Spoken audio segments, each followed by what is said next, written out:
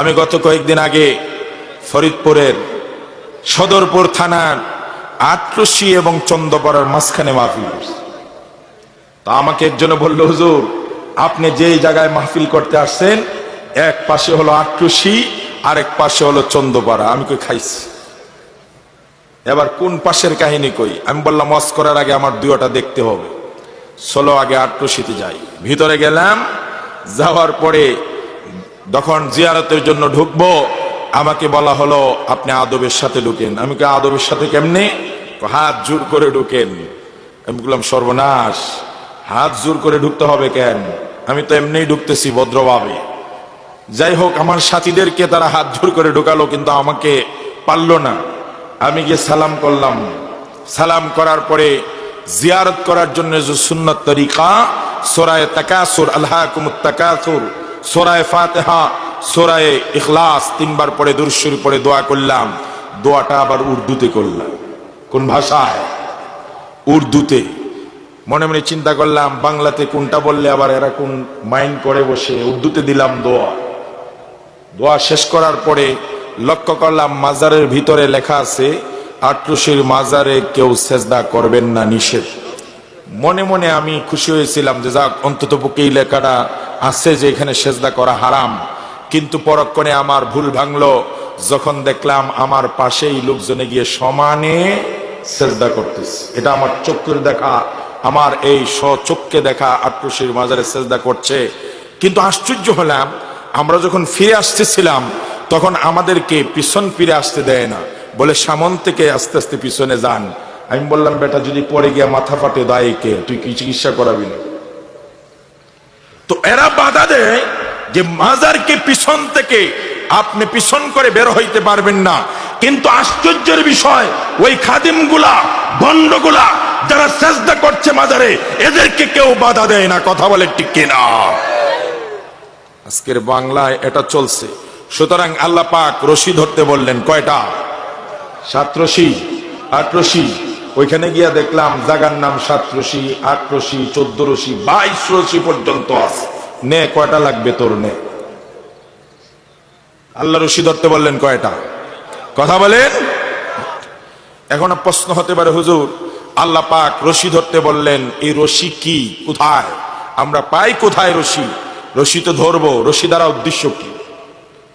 আমার বন্ধুগণ, হাবলুল্লাহর অনেক ব্যাখ্যা মুফাসসিরিন কেরাম করেছেন। তারপরে সবচেয়ে প্রসিদ্ধ এবং সবচেয়ে উত্তম ব্যাখ্যা করেছেন আব্দুল্লাহ ইবনে মাসউদ রাদিয়াল্লাহু তাআলা। হযরত আব্দুল্লাহ ইবনে মাসউদ রাদিয়াল্লাহু তাআলা বলেন, কিতাবুল্লাহি হুয়া হাবলুল্লাহিল মামদুদ মিনাস সামাই ইলাল আরদ। হযরত আব্দুল্লাহ ইবনে মাসউদ বলেন, আল্লাহ পাক রশি ধরতে বললেন, এই রশি দ্বারা উদ্দেশ্য হলো আকাশ থেকে অর্থাৎ সপ্ত আসমানের উপর থেকে আল্লাহ পাক আল কোরআনকে নাজিল করে দিয়েছেন। এই আল কোরআনই হলো আল্লাহ পাকের রশি। তার মানে আল্লাহ রশি ধরতে বললেন, তো আমাদেরকে কি ধরতে বললেন? রশি দ্বারা উদ্দেশ্য কি? জোরে বলেন না কি? তাহলে আল্লাহ রশি ধরতে বললেন, এর দ্বারা উদ্দেশ্য করলেন মুফাসসিরিন কেরাম এটা হলো কোরআন। তা আপনাদের মনে প্রশ্ন জাগতে পারে যে আল্লাহ যদি কোরআন ধরতেই বলবেন তাহলে ডাইরেক্ট কোরআন না বলে রশি বললেন কেন? কথা বলেন নাকি? বলতে পারতেন না ওয়াতাসিমু বিকিতাবিল্লাহি জামিআ, তোমরা সবাই মিলে কোরআন ধরো। তো সবাই মিলে কোরআন ধরো এই কথা না বলে রশি বলে কেন কোরআন বুঝালেন? রশি বলার দ্বারা ফায়দা কি? দুনিয়ার মুসলমানেরা খেয়াল করবেন, দুনিয়ার জীবনে আমরা রশি দ্বারা অনেক কাজে লাগে, অনেক উপকারে আসে। বিশেষ করে আগেকার মুরব্বীরা যারা আছেন ওনারা সাক্ষ্য দিবেন, যদি কেউ কোনো গভীর নীল নলকূপে, কুয়ার মধ্যে, কূপের মধ্যে আগেকার দিনে পড়ে যেত, তো ওই গভীর নলকূপ থেকে, কূপ থেকে, কুয়া থেকে ওই নিক্ষিপ্ত মানুষটাকে উঠানোর জন্য ক্রেন ছিল না, অত্যাধুনিক যন্ত্র ছিল না। তখন ওই নিক্ষিপ্ত কুয়া থেকে মানুষটাকে উঠানোর জন্য কি ব্যবহার করা হতো? কথা কন না কা?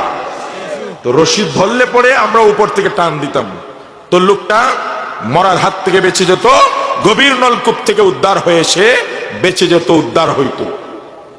তাহলে রশি দ্বারা নিক্ষিপ্ত, নিমজ্জিত, মৃত্যুমুখে নিমজ্জিত কোনো ব্যক্তিকে টেনে বাঁচানো যায়, মুক্ত করা যায়।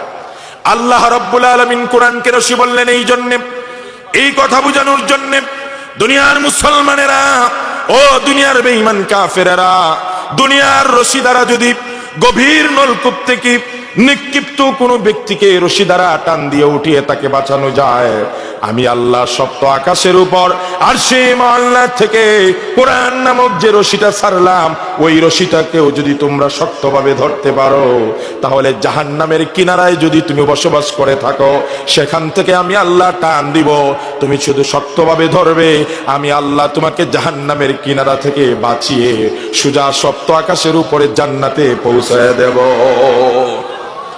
দুনিয়ার রশি ধরলে কূপের নিচ থেকে বাঁচা যায়, উদ্ধার হওয়া যায়, আর আল্লাহর কোরআন নামক নিক্ষিপ্ত রশিতে ধরলে জাহান্নাম থেকে বেঁচে জান্নাতে পৌঁছা যায়। শর্ত আছে না নাই? কথা বলেন, শর্ত আছে না নাই? দুনিয়ার রশি দ্বারা কাউকে উঠাইতে হলে তিনটা শর্ত। কয়টা? জোরে বলেন কয়টা?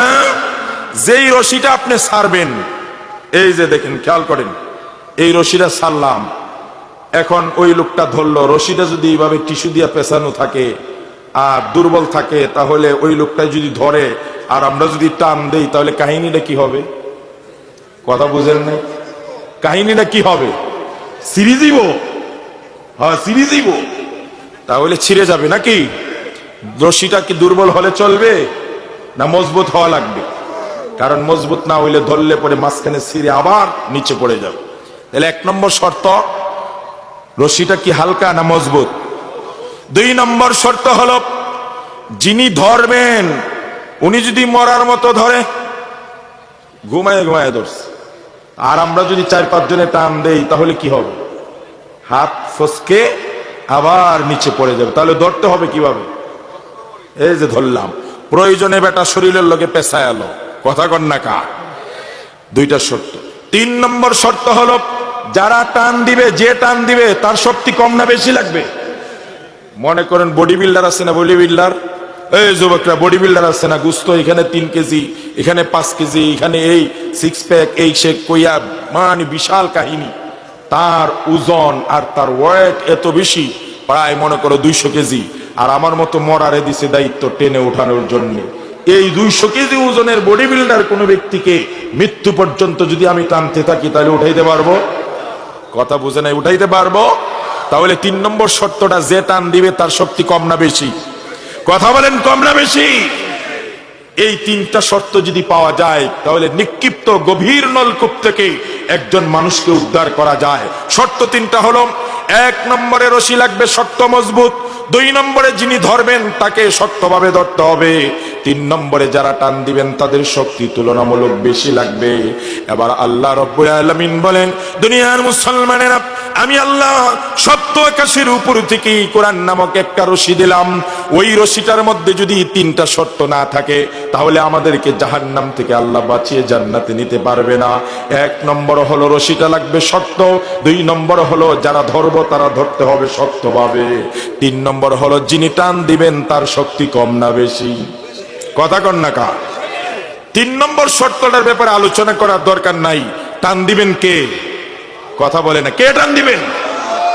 আল্লাহ শক্তি আছে না? আছে। এই যে হল, ঠিক আছে।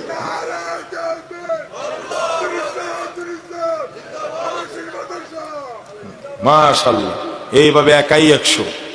কথা কন না কা? আল্লাহ শক্তি আছে না নাই? কোরআনে কারীম আল্লাহ বলছেন, আন্নাল কুওয়াতা লিল্লাহি জামিয়া, সব শক্তি কার? কথা কয় না, সব শক্তি কার? কারণ খোদা দাবি করছে, কি দাবি করছে? দাবি করে কইছে, তার গণকেরা তাকে রিপোর্ট দিছে, আগামী 3 দিনের ভিতরে বনি ইসরাইলের মধ্যে একটা সন্তান জন্মগ্রহণ করবে, ছেলে, ওই ছেলে তোমার রাজত্বকে ধ্বংস করে দিবে। ফেরাউনকে কয় কি, তাহলে আগামী 3 দিনের মধ্যে যত বাচ্চা হইব সব টেনে মাইরা ফেলা, যত সন্তান হবে 144 জারি করে দিল। বছরে মুসা আলাইহিস সালাতু ওয়াস সালাম তার মা ভূমিষ্ঠ করলেন। সুবহানাল্লাহ বলেন। গেলেন মুসার মা, কি করা যায়? ফেরাউনের লোকজন তো বাড়িয়ে বাড়িয়ে তল্লাশি চালাচ্ছে, যদি আমার মুসাকে পায় তাহলে শেষ। আল্লাহ রাব্বুল আলামিন মুসার মার অন্তরের মধ্যে ইলহাম করে দিলেন, ও মুসার মা, নো টেনশন, ফেরাউন বলছে 3 দিনের ভিতরে বনি ইসরাইলে যত ছেলে হবে সবগুলাকে মেরে ফেলো।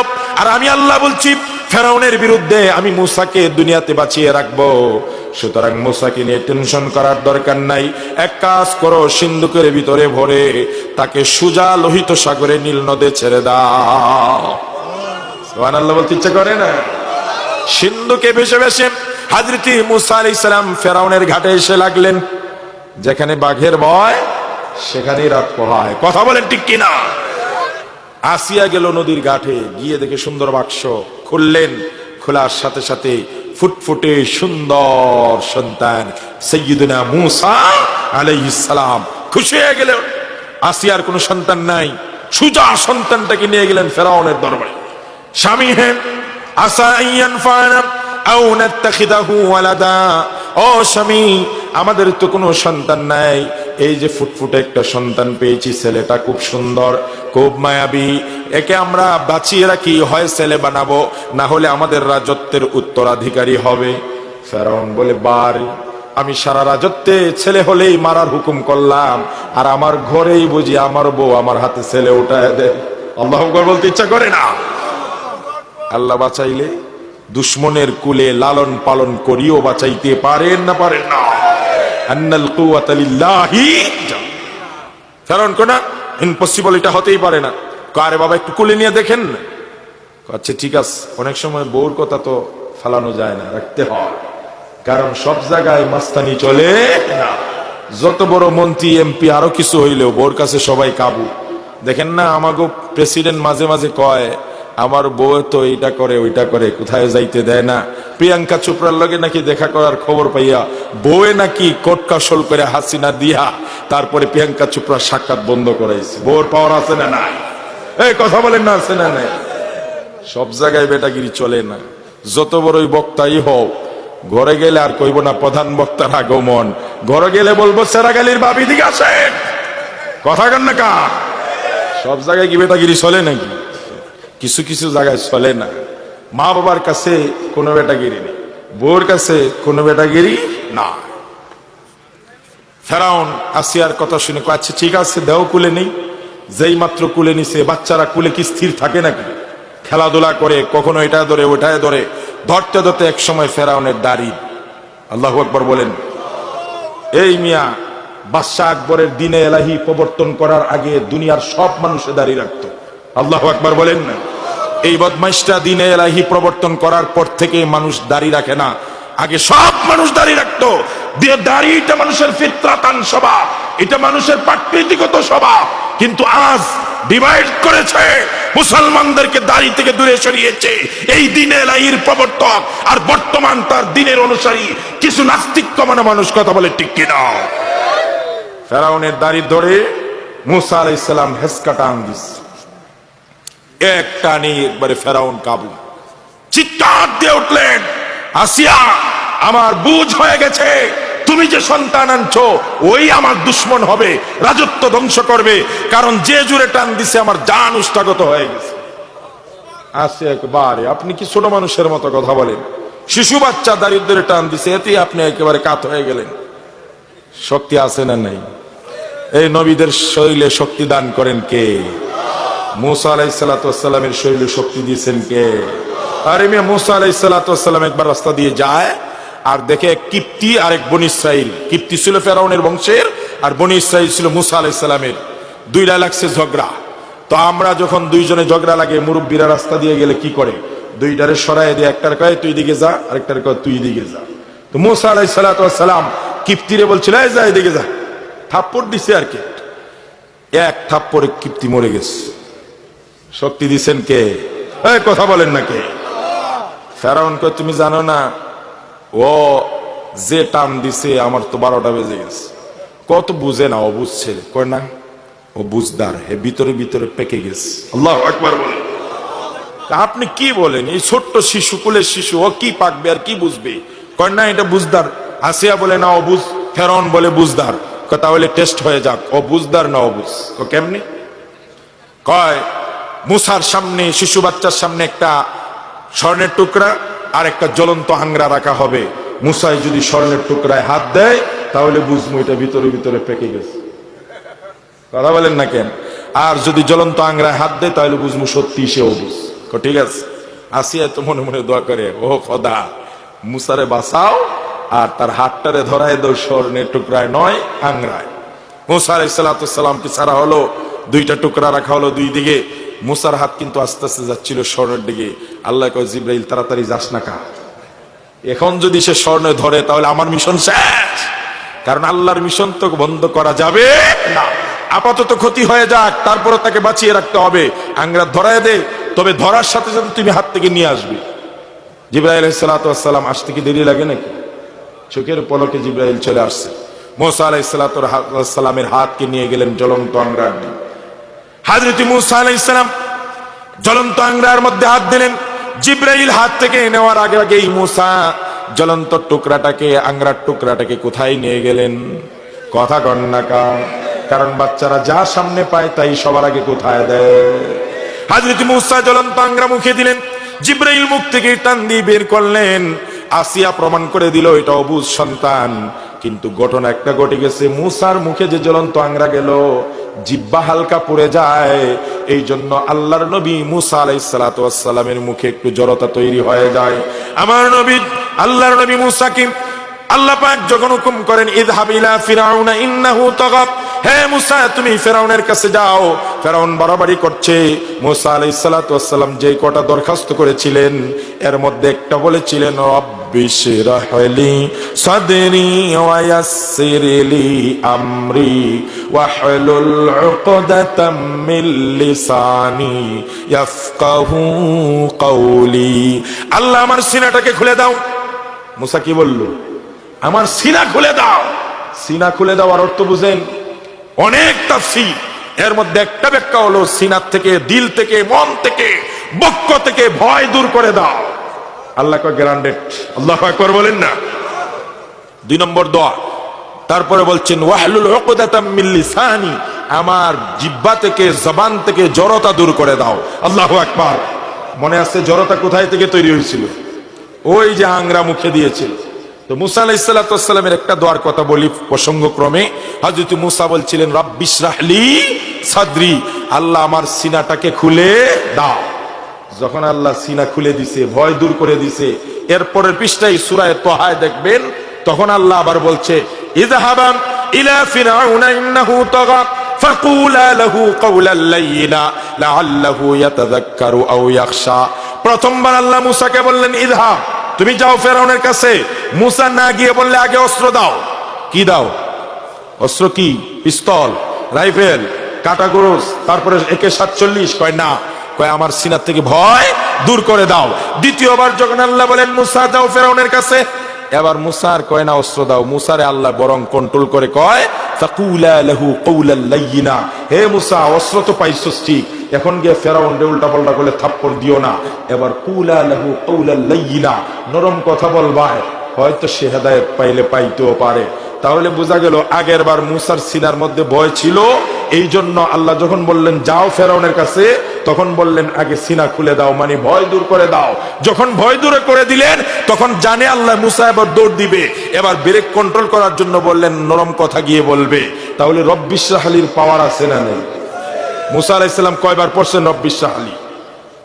আঙ্গুল দেখাইছি কন্যা, কয়বার? কয়বার? একবার পড়ার কারণে ভয় দূর করে দিচ্ছেন কে? এবার কি আর ফেরাউন রে মুসা ভয় পায়? কথা বলেন না ভয় পায়? অনেক ভাইয়েরা আজ কওমি মাদ্রাসায় তল্লাশি চালায় যে কওমি মাদ্রাসায় পিস্তল আছে কিনা, বোমা আছে কিনা, অস্ত্র আছে কিনা, গোলাবারুদ আছে কিনা, AK-47 আছে কিনা, কয়েকদিন পরে পরে তল্লাশি চালায়। আর তারা পেরেশান হয়ে যায় যে কওমি ছাত্র আলেমরা এত সাহস পায় কোথায়?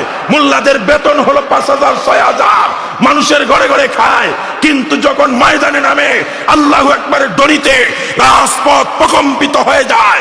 এই অস্ত্র তারা কোত্থেকে পায়? পেরেশান হয়ে যায়। তারা গোয়েন্দা পুলিশ, এনএসআই, জিবি সবাই পেরেশান হয়ে যায়। এই আলেম উলামার অস্ত্র কোথায়? আমি বলবো অস্ত্র কোথায়? আসো দেখো। মুসা একবার রব্বিশ শাহলি পড়েছিল, ভয় দূর করে দিয়েছিল আল্লাহ।